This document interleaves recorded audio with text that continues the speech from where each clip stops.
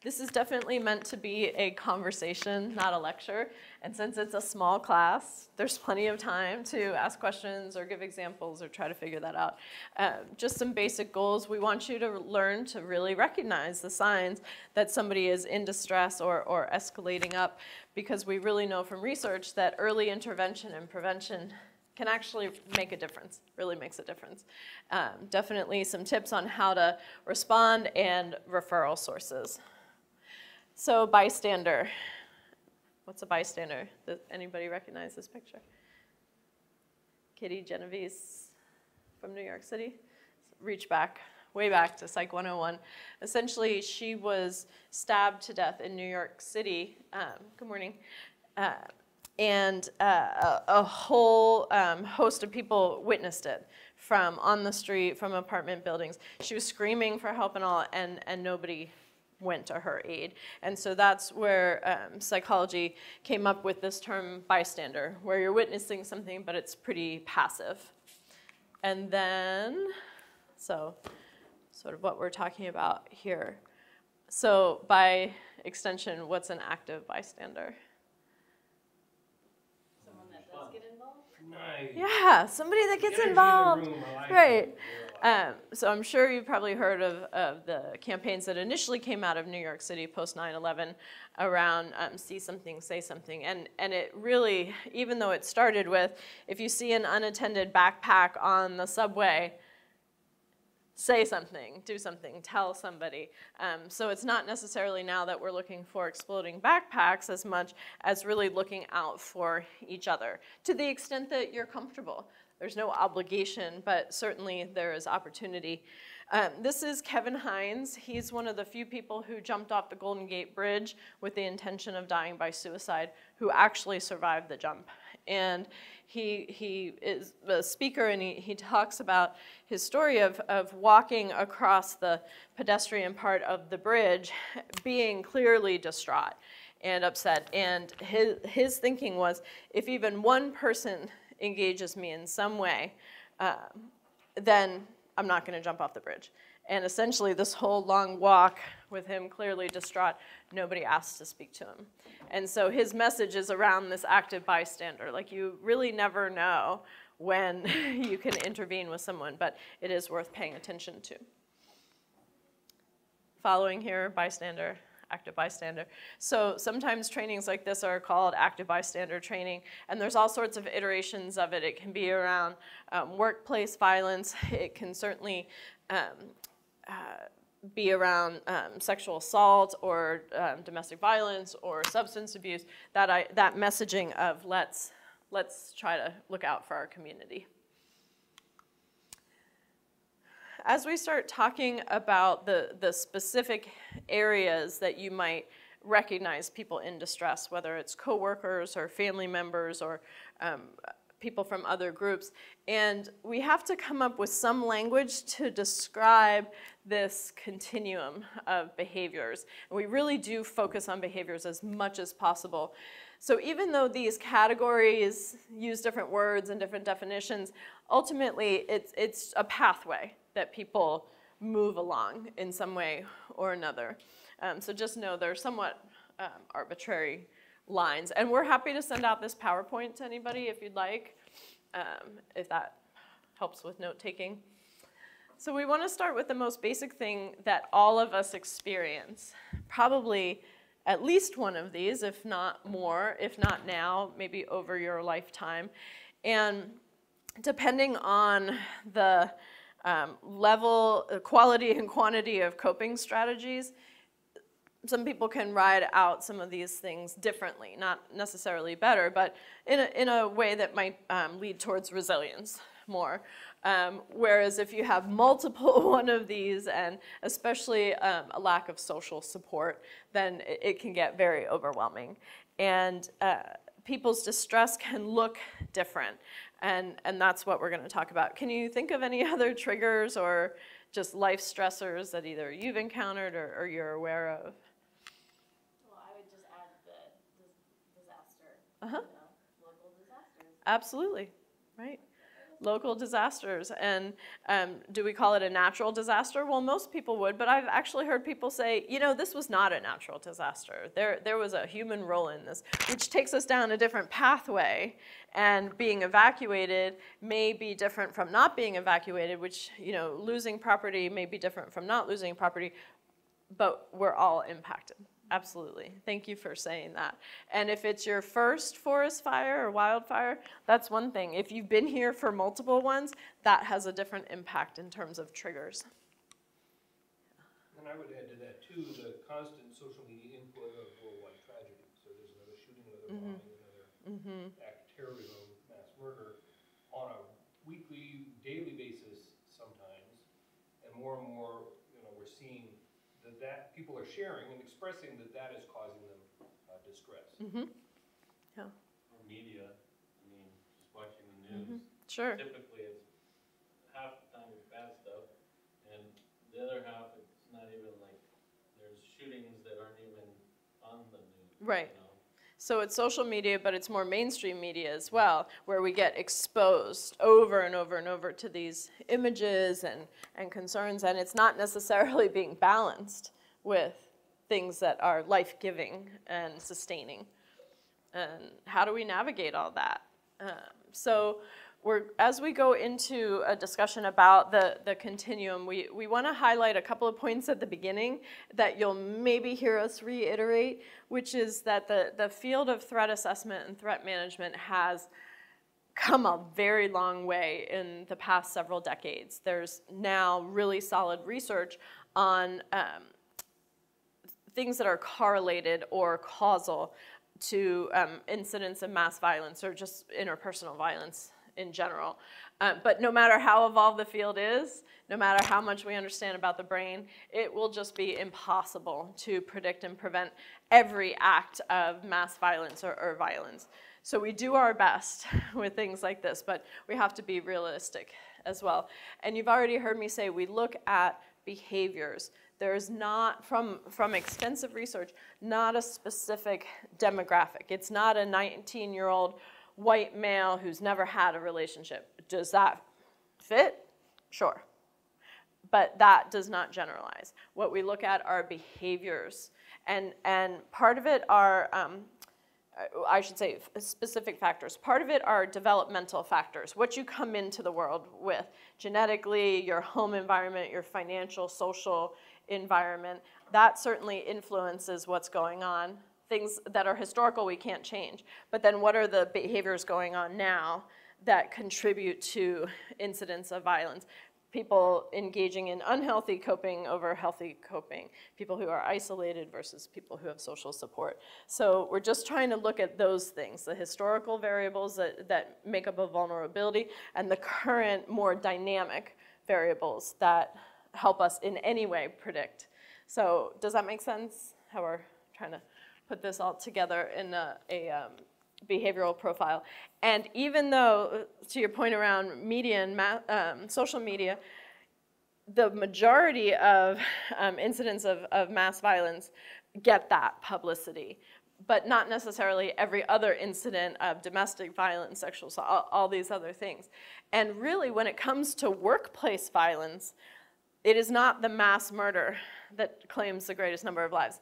It's interpersonal violence being brought into the workplace. So if somebody's being stalked by a partner, ex-partner, at first it might start off campus, but it can come onto campus in terms of harassing phone calls, showing up.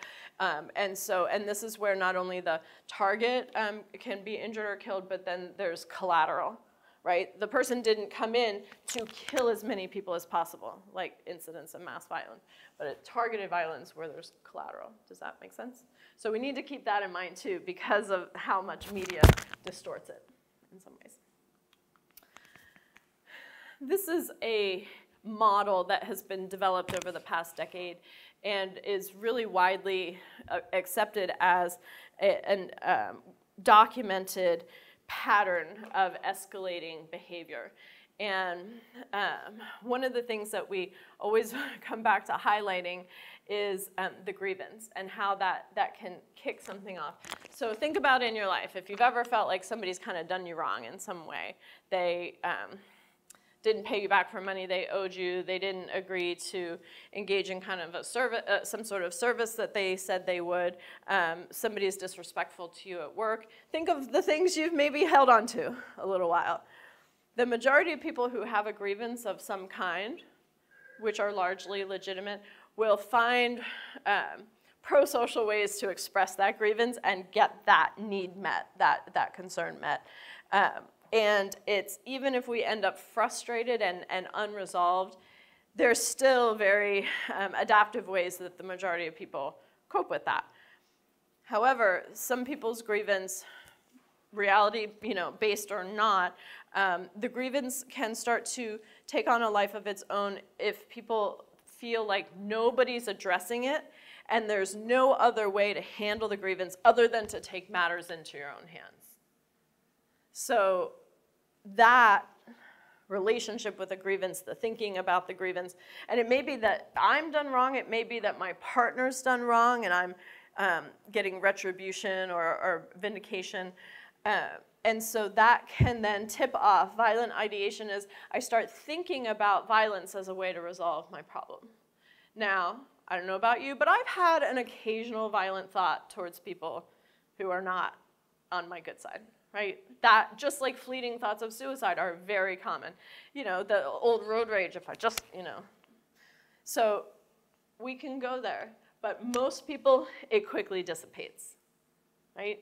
It's just a passing thought or a passing image or whatever, but we kind of back down off of it. If not, then it can start to escalate, where somebody starts looking into how they would, deciding on a target, deciding on the means of the attack, not necessarily planning or preparing yet, but thinking about it, the research.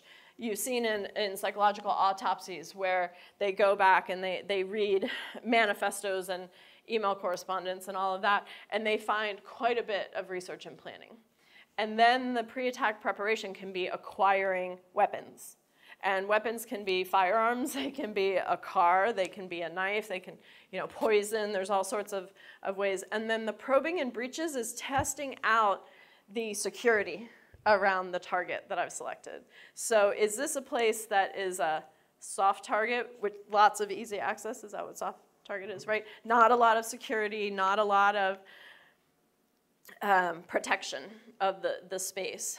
Well, even an example like that is the culture of the workforce in that space, right? So you ever come up to HR to visit a friend, for example, you can't just wander back to their office. The expectation of the staff, and it's very common in the staff, is you're going to be challenged. Excuse me, can I help you? Where do you need to go? Let's check you in at the front desk. As opposed to other departments on campus where the social norm in that work dynamic is people just wander in and out at all times, and yeah, it's a little irritating. We don't know who they are, but it's accepted by the work group. So that's a part of it too. Right, and one of the more formal descriptions of what we've done here with environmental design is hardening the target in some ways, right? Making it less appealing, right? If a thief has to break into one of two houses and one's unlocked and one's locked, people tend to go the path of least resistance. And so part of it is how do we want to establish a sense of safety and well-being, because that's what people need to figure out, is how to get around any of that if they want to inflict mass casualties in one area. And then, of course, the attack. So we are trying as much as possible to work with people on their grievances, which is why we say, if you hear somebody's upset, send them to the ombuds office, send them to my office, send them to the police, get them connected so that we can address the grievance, right? And we would even rather people sue the university, which is actually a somewhat pro-social way of dealing with a grievance. Do you see what I mean? So this is what we're trying to get out in front of. And these are some of the early signs that you might see. And the top ones around work are important, and really all of them are in terms of, is this something that you're just seeing for the first time in someone, where they are usually pretty emotionally put together, but they seem really emotionally dysregulated or upset or withdrawing when they're typically social? What we're really wanting to think about is that any one of these things, like sad and crying uncontrollably, does not in and of itself mean there is a problem. Part of what we're looking at, is this a change in somebody's baseline behavior? Is it, my father is very emotional. He'll just talk, I mean, literally about, something random that I told him in the day, and he'll get emotional. He'll get tearful. And that's just how he is. It's always been that way. So that is not necessarily a sign that there's something wrong, although you could interpret that. Anyways, really what we're looking at is somebody really kind of drastically changing in their appearance, their behavior, and especially their work performance or conduct or attendance. Because that is what you may see as supervisors and colleagues, right? The change in baseline behavior. So keep that in mind, and that it persists. So not just a change, but it's this week, right? It's a change and it's going on for weeks and continues to get worse. Any thoughts about this? Do you think you'd recognize some of these things among your people you work with, or family members, or maybe yourself? And again, feeling anxious and panicked at times is not pathological. It's part of the human experience to feel anxious and panicky at times. Is it acute and once or twice, or is it persisting? And Kirsten, are you guys going to talk about, like, if you don't know the person, Mm-hmm. so there is no baseline, like Mhm. someone just walks into your office? Sure. That is definitely trickier because you're trying to assess in that moment, is this their baseline, or is this something that just escalated kind of quickly? And part of it is, I want to say trusting your intuition in some ways, and also looking into it a little bit, asking people about triggers or stressors, and then, how they're doing. And then sometimes people will tell you, this is the worst it's ever been, or, oh yeah, this is familiar. So that's part of it. And then often it just has to be, you see them again. Or you consult with somebody else who can give you some of that.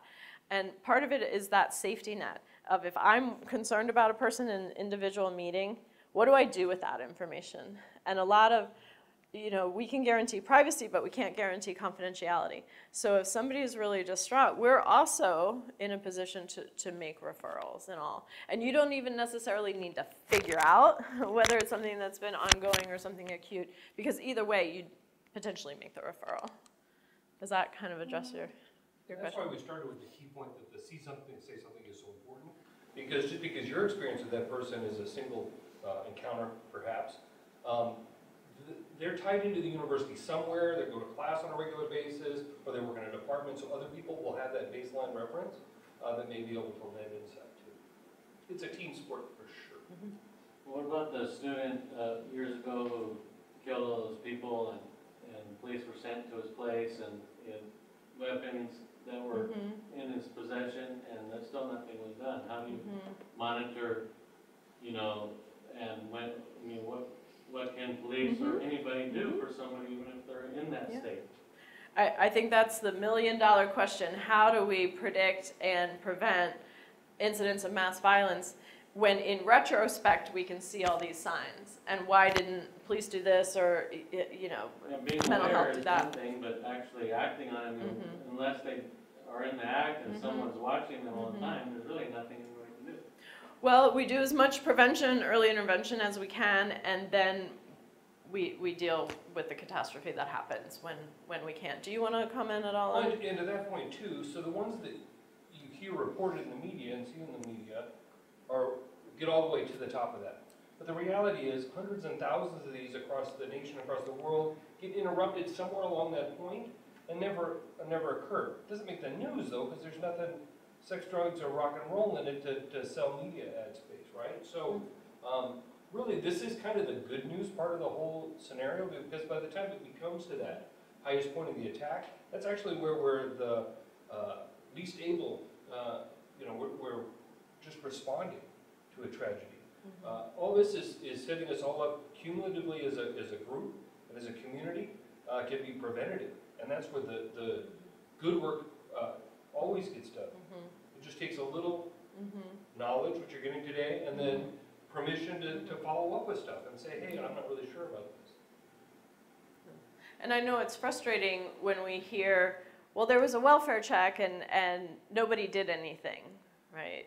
And why not? And I think that's hard too to understand as non-law enforcement, the sequence of decisions that are made, and it can be really unsatisfying to us, even though it's fact-based and what we need to go on. The checks were more, you had an argument with a roommate over some possible stolen candle. That doesn't say, hey, we've got a mass attack concern about this person at all. No, the YouTube videos, there was YouTube videos of him being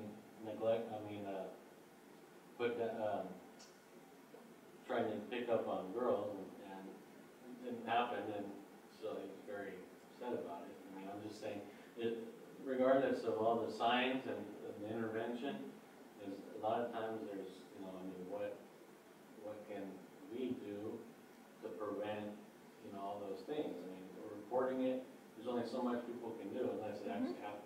Right. And give us a couple slides and we're going to get to the escalated situations and some of the things that we can do. Knowing, like our earlier point, at some point we cannot predict and prevent all acts of mass violence, but to Matt's point, we do actually predict and prevent a lot of them that are not in any way made public. And things like video, it may or may not have been released before the incident, and we're not monitoring all of social media for things like that, because especially not a UCSB student. So unless he's saying, anyways, but I appreciate the frustration with it. So what do you do when you see somebody upset or distressed? Definitely what we want to encourage is that you engage the person. If that is a reasonable thing to do based upon your relationship with the person and based upon the setting or situation and what's appropriate, is this purely a professional role, or is this a person that you've been working with for 3 years and they're about to graduate? Those are different. Is this somebody who you've been supervising for a year, or somebody who was hired 2 weeks ago, or somebody who's been here 20 years? All of those things make a difference in terms of what you're talking to the person about, and ideally it's in a private setting. Doesn't necessarily have to be 2 people behind closed doors, but we don't want you to call somebody out in a staff meeting for expressing concern about them. There's really benefit to trying to provide feedback and resources to somebody without basically pathologizing in any way the situation, but definitely just enough engagement where you can start to get a sense of, is this something that we can address by my role with the person, or is this something that we need to start referring? I mean, active listening is such a basic thing that often we forget to do. The very core, what I hear you saying is you're concerned that warning signs were not addressed appropriately. And is that what you said? Because if that is not the thing that the person said, and I start going down this path, but really the person was trying to go here, we've already lost each other. And so going back to the basics, what I hear you saying, it sounds like, tell me more about that. Just to really engage the person, which is easier and harder, but certainly thinking about open-ended questions versus closed-ended questions. Are you asking them a series of yes and no questions? Are you okay? Do you have a place to go?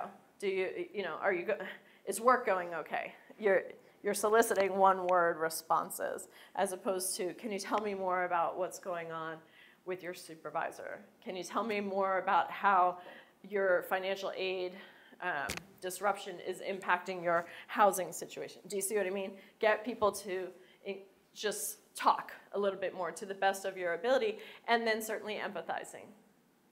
You don't have to own it. It's not your fault that this happened, but certainly I can see why that would be hard for you. That makes sense that this is really stressful for you. And then really part of what happens when people get more and more anxious and depressed is their ability to make complex decisions narrows. And that can take people down the path of there's nothing I can do, I'm helpless, I'm hopeless, which is actually a strong risk factor for suicide. So part of what our conversation can be is, I know it might seem hopeless right now, it might seem like there is no option that's going to work here, but I want you to know there are things that there's people that can help you, there's things we can do, you're not alone in this. Do you see what I mean? As opposed to like, yeah, your situation sucks, like I really wish you the best with that. So resources, certainly, which is what we're talking about. Taking some deep breaths with the person, because everybody's kind of elevated a little bit. So kind of bringing things down, certainly stepping back from judgment, being cautious about what you promise in terms of privacy and confidentiality. And it might seem obvious not to use sarcasm or personal remarks. The thing is, when tensions are running high and things are stressful, all of us have some kind of defense mechanism that comes up. And for some people, it's just withdrawing from the situation. I am not gonna deal with this. Or it may just be, I'm gonna do anything. I'll just, come and be on call for you in the middle of the night. And then some of us go to sarcasm or personal sharing. And there's kind of a balance between sharing something to relate to someone and taking the focus off of the person who's in distress. And we just want to be cautious about that. Any thoughts or clarification about some of these things? How do you frame privacy to somebody as opposed to confidentiality? If somebody opens up, the automatic expectation is you're not going to tell somebody. Right. So we want to get out in front of that a little bit. And sometimes people will say something to the effect of, I want to tell you something, but you have to promise not to tell. And the conversation can include things like, I really appreciate that you feel comfortable enough confiding in me about something so private. And what I can tell you is that anything that you share with me, I will do my very best to honor privacy and discretion about it. However, based on what you tell me, I may have to engage in certain things. Like, I'm a mandated reporter, Clery Security Authority, if there's reports of crimes on campus or campus-associated activities. They could tell you that they were sexually assaulted and are, dealing with all of that. It may also be that somebody has very strong thoughts of suicide and they want to talk about it, but they're concerned about what might happen. And so being able to say, I really want to honor that and get you the support that you need. However, if you say something that is part of my mandated report, I can't promise that I won't share that. However, there are confidential resources on campus. There are people you can talk to on campus who are not mandated reporters like I am. And based on what you say, I might really want to take you as a student over to Counseling and Psych Services, CAPS, as an employee, faculty, staff, postdocs coming to my office. But do you see what I mean? You want to be, of course, very gentle and affirming that they want to disclose that, but really clear. Because it gets us in a jam. If you promise confidentiality, and then based on whatever they share, you feel like you have to tell someone, okay, well then you've breached what you've agreed to. And if you basically agree to confidentiality, and it's something that shouldn't be held confidential and something happens, it's just not good all around. So does that give you a little bit of the language around it? It's not an easy conversation because of course we don't want to shut things down, but we do want to be authentic with people and transparent about our roles. So, yeah. Okay. These are just a couple of things that we encourage as far as that reflective listening and really saying, naming it. I can see you're upset, I can see you're frustrated, I'd like to help you with that. There are certain policies we have to work with, but let's keep talking so we can figure this out. Not like policy, right? It's not my job, not that, but let me get you to someone who can help you, right?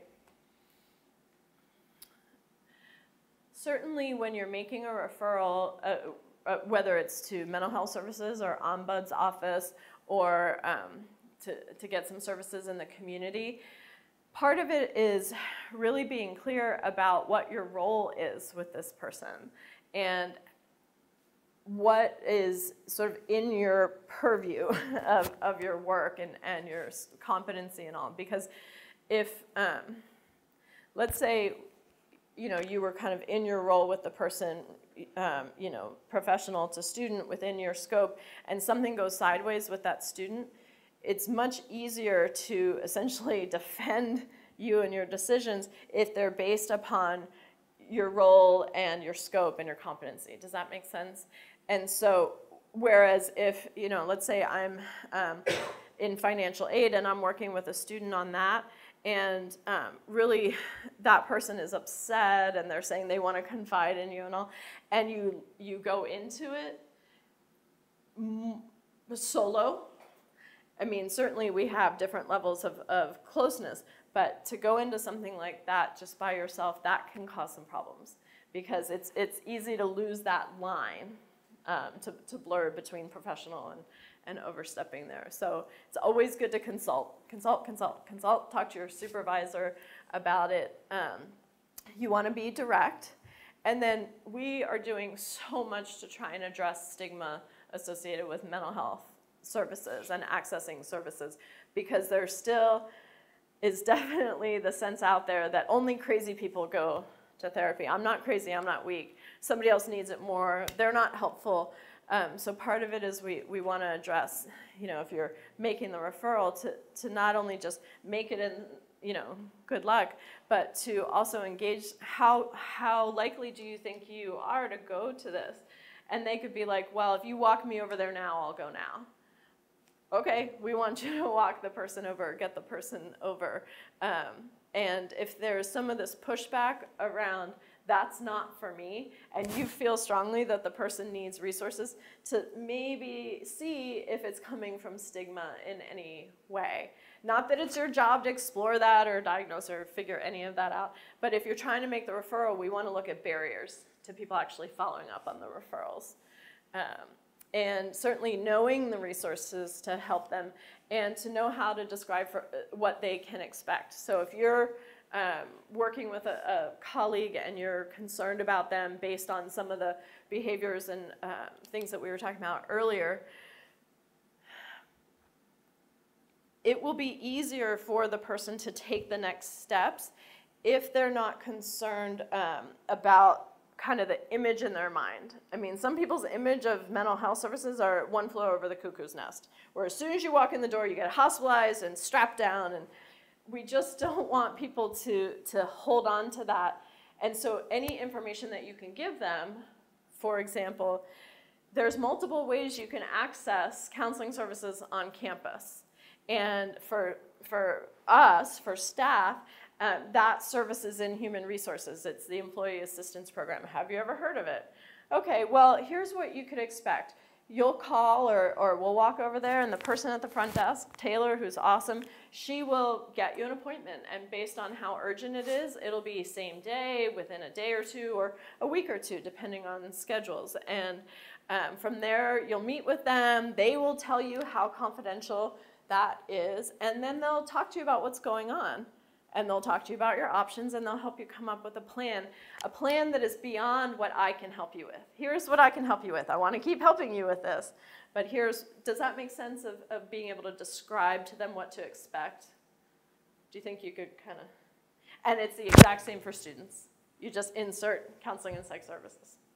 Would it be better to call and say to this person that I've sent them over, it is urgent, because they might not give you We would love that. There is nothing better than that. To look out for this person to possibly come in, because Absolutely. they might not make a big deal about it, but if they've talked your ear off 15 minutes, then it's probably... Yeah, and I'm so glad you said that around the person referring to us, whether or not it's appropriate to give us information, call ahead saying, and absolutely we would like that, because you are 100% accurate. People will come in and say, oh, I just want to make an appointment.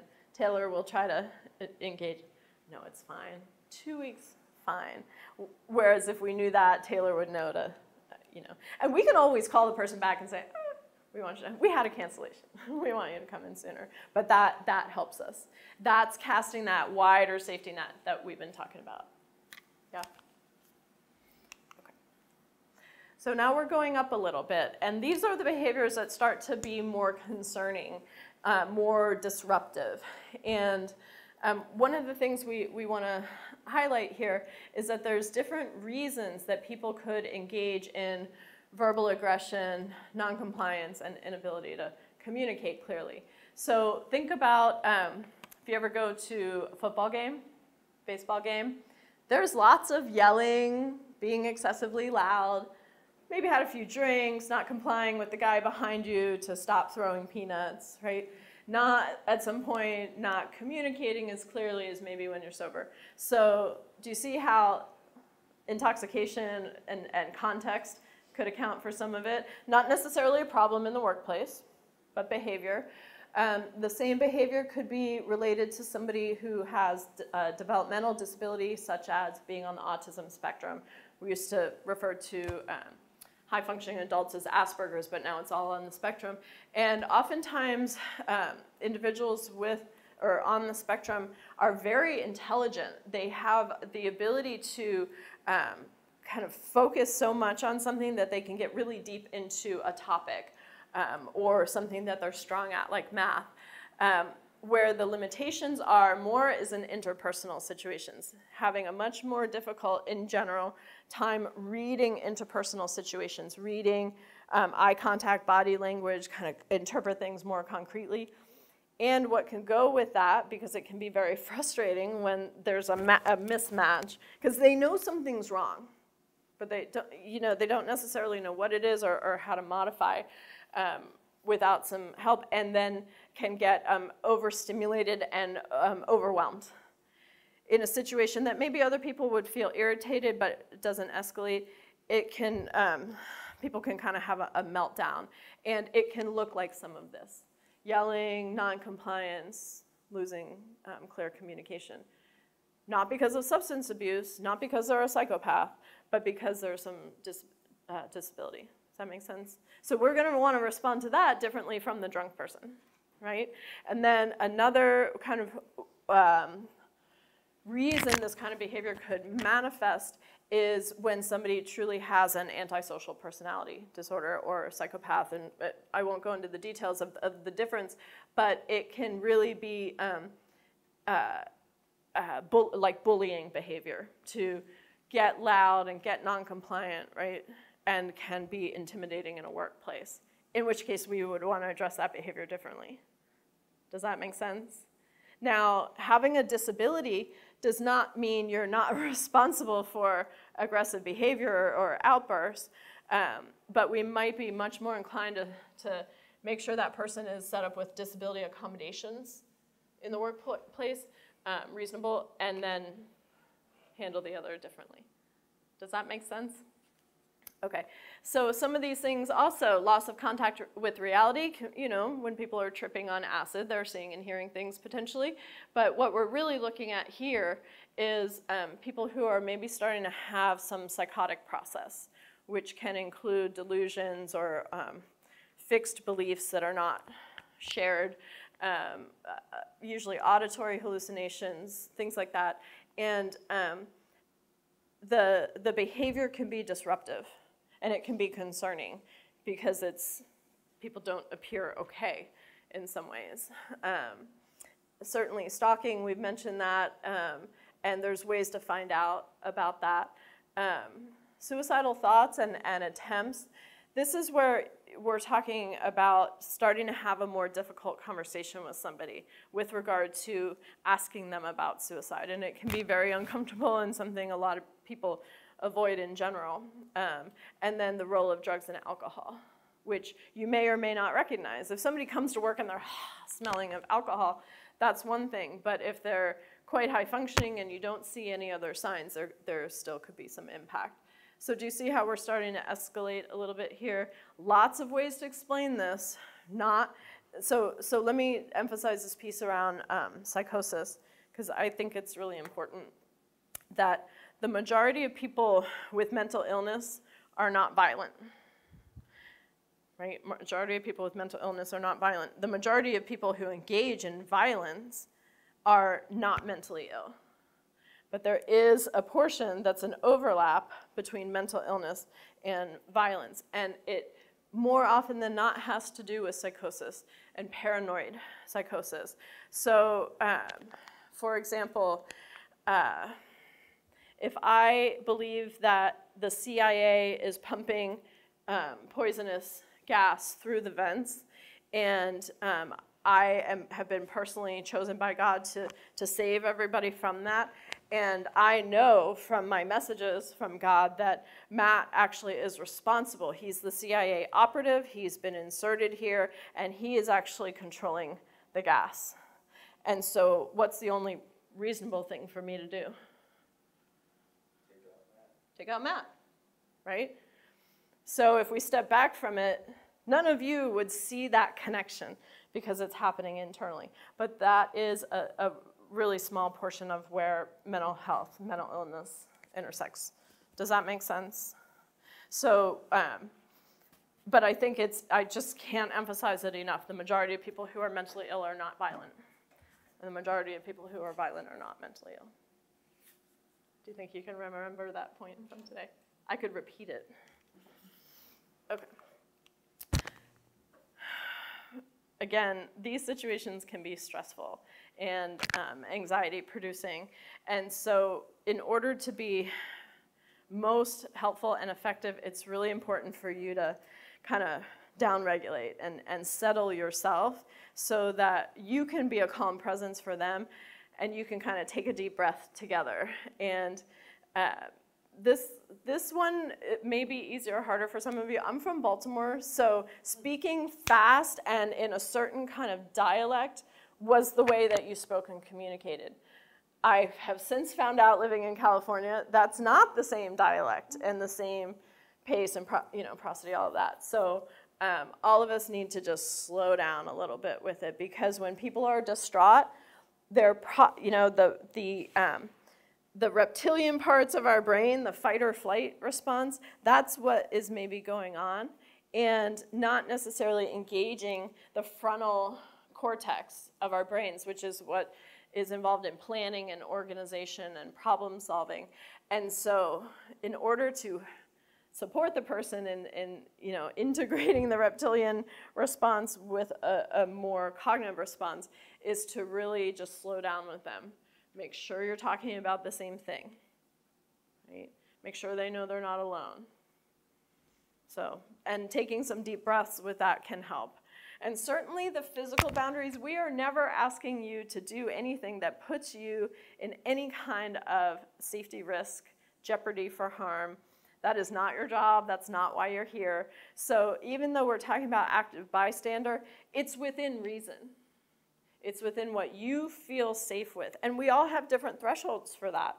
What might be enough for me to call the police because I'm uncomfortable, Matt's, it wouldn't even ding on the radar, right? Whereas for you, you might be, the one who's kind of elevated and I can stay calm. So it all depends on the context. It's not like Matt's always calm and I'm already always, worked up, right?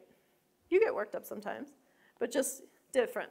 And so our physical boundaries are going to vary in terms of what feels safe is going to be different. If I'm expressing concern about Matt and I have the relationship with Matt, I might say, Matt, I'm really concerned about you, right? I'm not gonna start like stroking his hair, right? But, a gentle touch.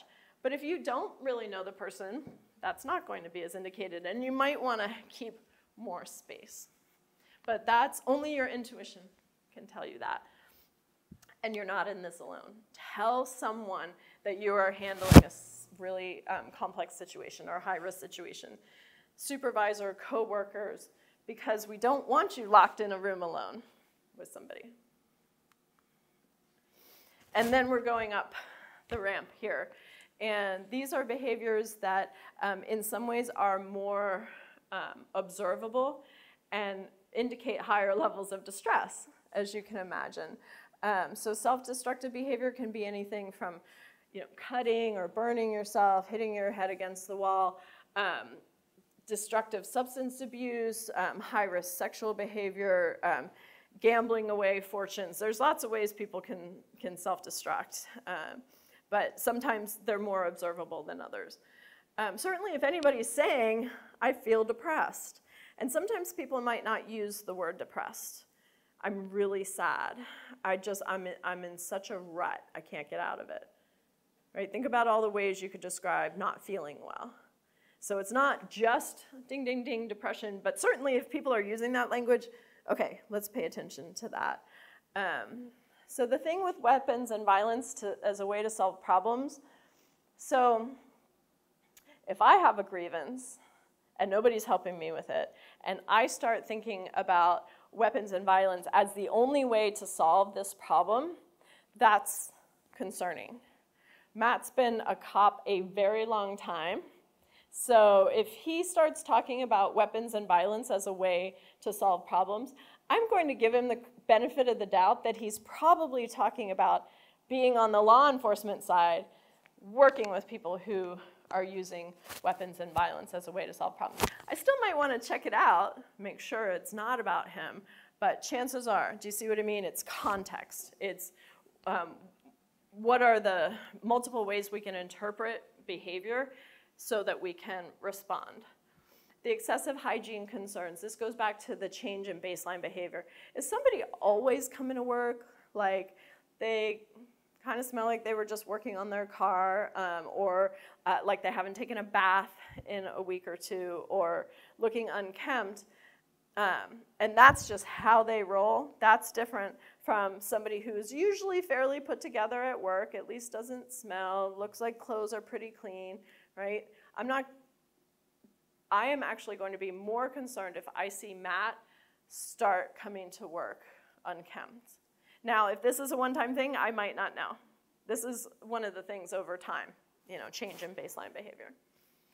Certainly if anybody is commenting or talking about hurting themselves, disconnected from reality, can be substance-induced or psychosis-induced.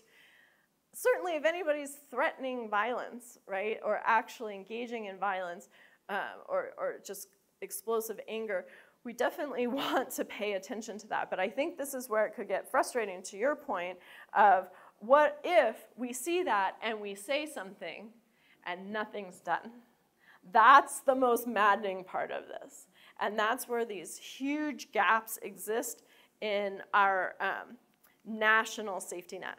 We're trying to create it on campus because we don't have it nationally.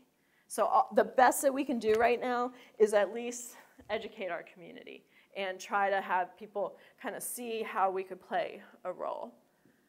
But I certainly appreciate the irony of say something, especially these things, and then it doesn't interrupt the situation.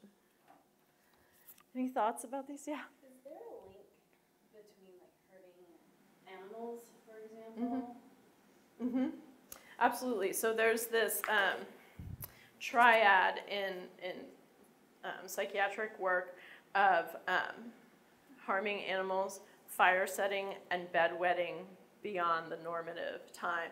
It's kind of the trifecta of antisocial psychopathic behavior.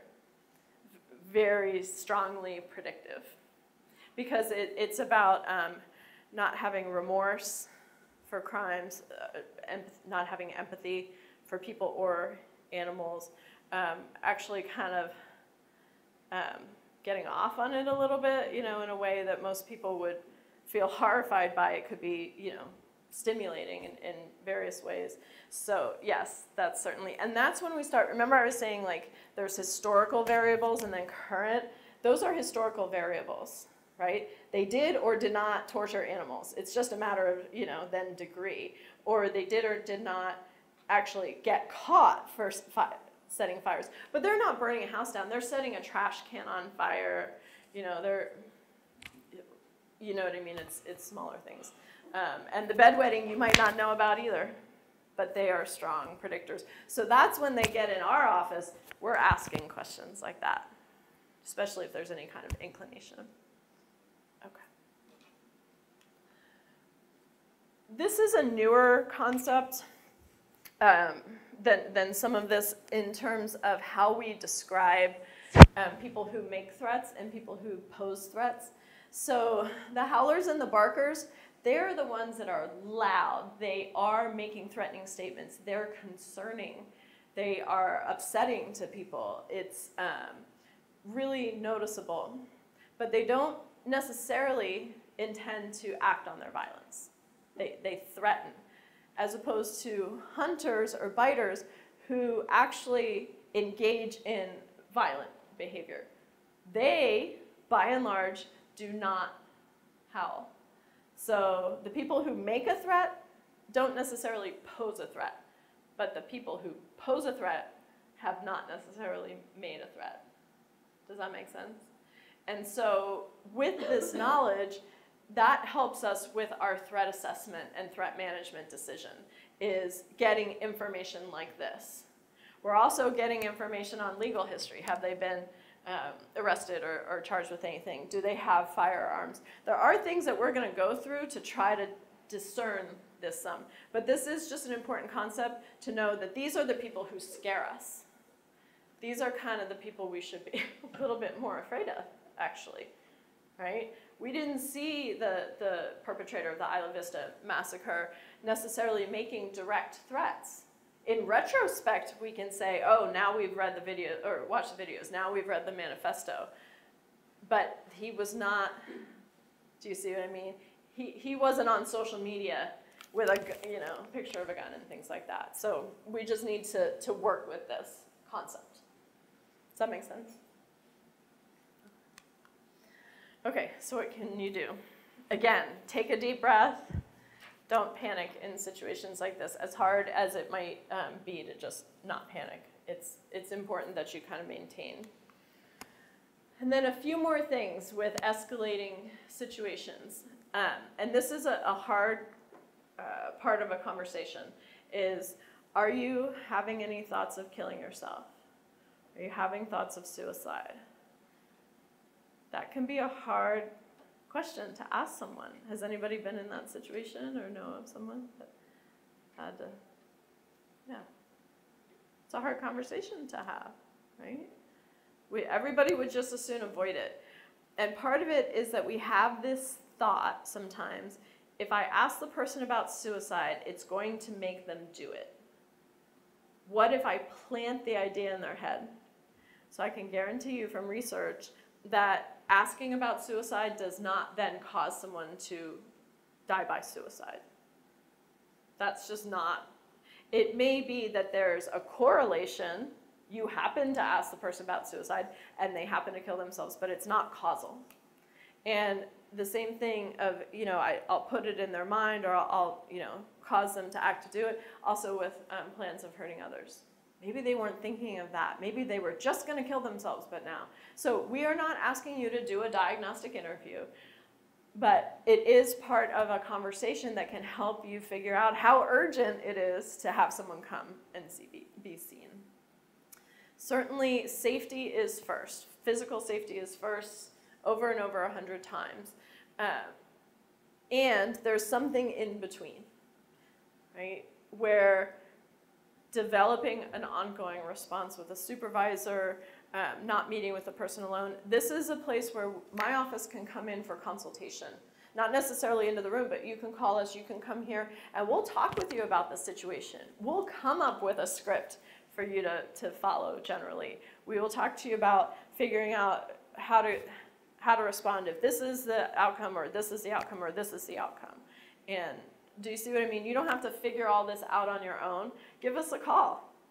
Either ASAP, Ombuds office, we can talk you through how to do this.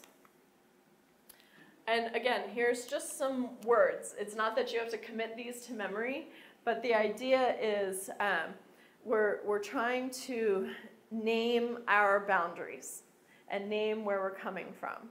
So, want to help you, I can call, any of these things. So this is kind of the bridging from the thought you might have of you'd like to refer somebody and the action.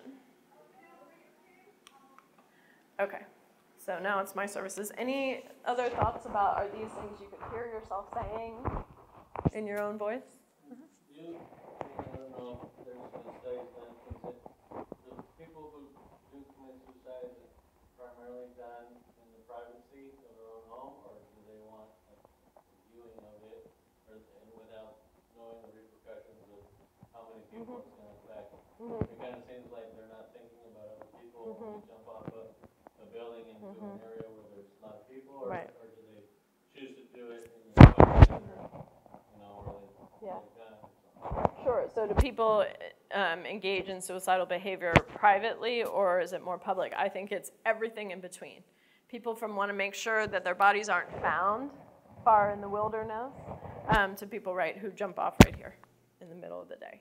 And yeah, everything in between. People, you know, might want to engage in a single car accident off the side of a mountain, or they want to walk in front of a truck. So, and it's for 100 different reasons at least, how and why people choose certain methods. And some of them are going to be pretty definitely fatal, and some of them have a little bit of time to be discovered. So there's things like that too. There's differences. Women make more attempts at suicide.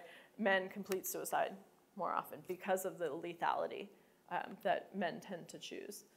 But those are generalizations.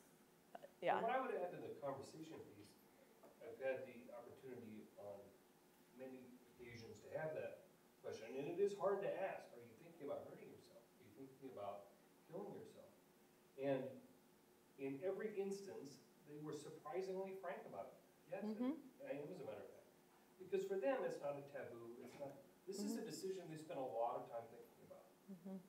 And you are now just in a position potentially to discover it and become aware of it. So it's not like it's their big dark, deep dark secret. That was the thing that blew me away. In each and every single time that I was in a position that the right thing to do was to ask.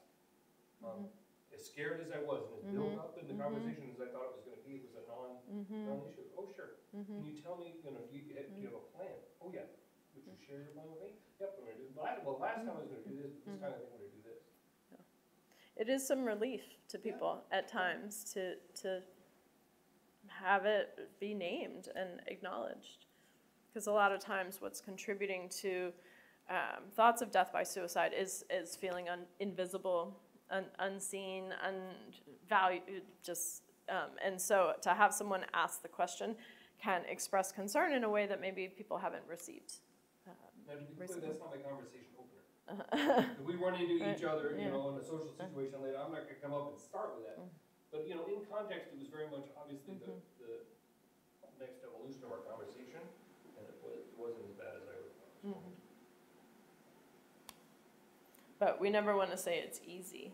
So that's why when people meet with us, sometimes we'll come up with a plan and then we'll even role play it a little bit so that you can kind of crash through the words the first time in a kind of neutral setting so that when the stakes are higher, it's not going to be the first time you said it.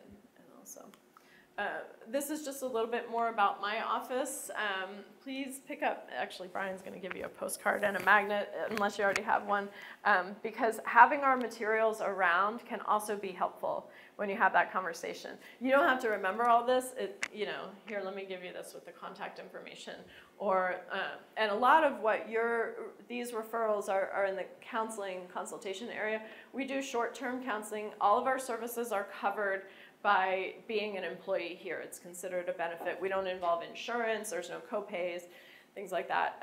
So short-term counseling is what we're talking about here. Now, if somebody's in crisis and needs to be seen beyond 5 times, it's not, again, like good luck in the community. We tailor our treatment to everybody kind of depending on what they need. And then consultation is what I've been talking about a little bit. I do sit on the threat management team here, which is the equivalent of the student behavior intervention team for students. The TMT is for faculty and staff and non-affiliates. And really, it's when people do come on our radar, then this interdisciplinary team comes together and reviews the case, does a threat assessment, and then engages in threat management. And then we do lots of training. So hopefully you've started to hear about our services. This is the staff right now, but we are planning to hire someone to start mid-July, another full-time psychologist. So our website here, I encourage you to check out our website or certainly direct somebody to it. On the homepage, there's a contact us button. Submit it, we'll engage, certainly, ideally the same day, if not the next day, to get somebody in. There's also a lot of resources on it around trauma, related to wildfires and, community catastrophes, as well as, there's probably 100 different resources on there around caregiving and child behavior problems and anger management and stress management, and, all of that. So it's a good place to maybe start. Any questions, or can you think of somebody who you might want to refer? Are we allowed to have you contact them? Or does that have to be, if we say, can I have somebody call you? And you and us, like if for a student or something, give you their phone number? Yeah. Are we allowed to do that? Or is that? So are you allowed to do that? Yes. And we try to be flexible with every case. In general, it is better for somebody to contact us than for us to do a cold call. It can kind of freak people out to have a friend reach out. It's like, but it's different for you to kind of initiate with them, walk them over together. But doing cold, again, it's not that we will never do it. There are, some unique circumstances, but we see much better people. If I call them, they're much less likely to come in, even though they scheduled an appointment. More likely to no-show or cancel instead of somebody who's initiated. Well, you can see how much more powerful too is, here, let's call them together. You're in the room, yeah, hi, sure, I'll be talking just right now, boom. And just create that connection. That has significantly more impact, and it shows great empathy on your part and caring, if it's right for the situation. Okay, so I just mentioned the threat management team, definitely a point of entry. Since the Virginia Tech massacre, every school, I believe, especially receiving federal funds, has to have some kind of threat management team, behavior intervention team. And so here we just have 2 separate teams for students because, unfortunately, there's a much higher incidence of students reaching this level than faculty and staff. This is you all are familiar with the distress student protocol. Okay. So we keep kind of touching on this, but this work is taxing, especially if it's not something that you do regularly. And I'm trained to just manage it and not take it on and to do the assessment, but I'm not taking it home. But if you're not trained that way or kind of do it frequently, it can feel really intense. And we're just not bottomless pits of empathy. That's all. So if you're dealing with something like this, definitely tell your supervisor, but debrief with people, still honoring people's privacy. You don't need to give names or identifying information, but certainly talk about your experience with someone if that feels appropriate to you to kind of refuel. And then we all have our triggers for what might be more upsetting. So for me, I might be particularly upset about the shooting in Las Vegas because that's where I lived for a while, and then that can activate things about how I felt about the Isla Vista tragedy. So that's one circumstance of triggers. For a lot of, police and all, it's anything having to do with children being abused or killed or in any way, that's going to be a trigger. So just thinking about what your triggers are for, and this is a trigger fish, if you don't know why, there's a fish up there. What are the things that can kind of set you off? Because that can set off this cascade of our own experience of becoming more distressed if we're not identifying and working with those triggers, because this is really a broad community traumatic event and impact. So we need to definitely also then be taking care of ourselves. I don't know if you can read that, but these are just some ways, to, kind of general ways to take care of yourself. But we talk about self-care all the time, but are you actually engaging in anything? Do you sit at your desk through your lunch hour? Or do you take breaks at all? Do you spend time with friends? Do you spend time doing solo healing activities? So just, again, we know this work is stressful, so want to acknowledge that. And that truly, we're inviting you to be part of our campus safety network, to engage in bystander intervention, active bystander intervention, to the extent that it feels appropriate and reasonable for you in any given circumstance. But really what we want you to do is tell other people so that we can also engage as well. And we will not get it right 100% of the time. There's just not possible, but we can do a lot. And a lot of what we do is the lower level, helping people who are having the triggers, family, financial problems. We can help deal with that and deal with the distress earlier on so that it doesn't escalate. So we're leaving you with hope. This is not it's a hard topic, and it's distressing. I wish we didn't have to do it, but at the same time, we are, and it can bring the community together.